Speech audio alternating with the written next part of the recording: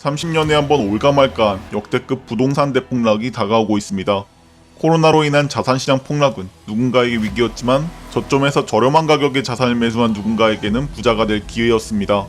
30년 만에 발생할 부동산 대폭락은 코로나로 인해 발생했던 폭락보다 훨씬 더 크고 긴 폭락이 될 가능성이 높습니다. 다가올 폭락을 이용한다면 코로나 때 부자가 된 사람들보다 훨씬 더 큰 부자가 될 수 있을 것입니다. 이번 영상에서는 왜 역대급 부동산 대폭락이 발생할 것인지 알아보도록 하겠습니다. 결론부터 말하자면 가계대출의 급증, 급격한 금리 인상, 부동산 수요 감소 및 공급 증가로 인해 2027년 전후로 지금까지 경험해보지 못한 역대급 부동산 대폭락이 올 것입니다. 현재 우리나라의 가계부채는 2008년 금융위기보다 40% 이상 높은 상태로 역사상 최악의 상황이라고 할 수 있습니다. 심지어 가계대출이 정부의 규제로 바뀌면서 실질적으로 가계대출이지만 사업자 대출을 활용해 대출을 받은 경우가 상당히 많습니다. 여기에 통계에는 잘 잡히지 않는 P2P 대출, 대부 업체를 통한 대출 등을 포함하게 되면 실질적인 가계대출 규모는 금융위기 때보다도 2배 이상 많을 것으로 예상됩니다. 이런 심각한 상황 속에서 급격한 금리 인상까지 예정되어 있습니다. 미국 연준은 5월 FOMC에서 22년 만에 금리를 0.5%포인트 인상했으며 앞으로도 0.5%포인트를 연속적으로 인상할 것으로 예상됩니다. 이런 급격한 금리 인상은 현재 GDP 대비 큰 빚을 지고 있는 대한민국 부동산 시장에 엄청난 하방 압력을 가할 것입니다. 가계대출, 금리 인상뿐만 아니라 저출산 인구 감소와 미혼율 증가로 인한 부동산 수요 감소 또한 심각한 문제입니다. 현재까지는 저출산 인구 감소, 미혼율 증가로 인한 부동산 수요 감소가 피부로 느껴지지 않지만 이제부턴 이런 수요 감소가 본격적으로 시장에 영향을 주기 시작할 것입니다. 부동산의 실질적인 수요층은 30세 이상의 혼인 가구입니다.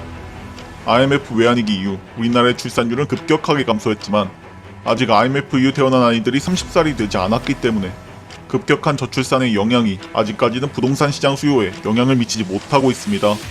하지만 IMF 이후 태어난 세대가 30세가 되는 2027년부터는 부동산의 실질적인 수요층인 30세 이상의 인구가 본격적으로 감소하게 되면서 부동산 수요를 감소시키게 될 것입니다.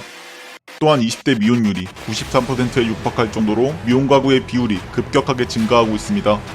낮아진 출산율로 인한 인구 감소 속에서 미혼율까지 급격하게 높아진다면 주택의 핵심적인 수요층이 급격하게 줄어들면서 부동산 가격은 폭락하게 될 것입니다. 수요는 급격하게 줄어드는 데 반해 공급은 역대급으로 증가할 것입니다. 정부의 발표대로라면 3기 신도시가 지어지면서 적게 잡아도 50만호에서 100만호 정도의 주택이 공급될 것입니다. 또한 현재 가장 큰 인구 비중을 차지하고 있는 베이비붐 세대들이 2027년경부터는 본격적으로 은퇴를 하게 됩니다. 노후자금을 충분히 확보하지 못한 베이비붐 세대들이 노후자금 마련을 위해 강력한 매도 주체로 등장하면서 매도 매물 증가로 인해 공급이 급상승할 확률이 높습니다. 뿐만 아니라 2026년부터는 임대사업자들의 매도 물량 수십만 채가 쏟아집니다. 박근혜 정부 때 시작된 임대사업자 제도로 인해 2018년부터 8년간 집을 매도할 수 없었던 다주택자들이 2026년부터는 수십만 채의 주택을 매도할 수 있기 때문입니다.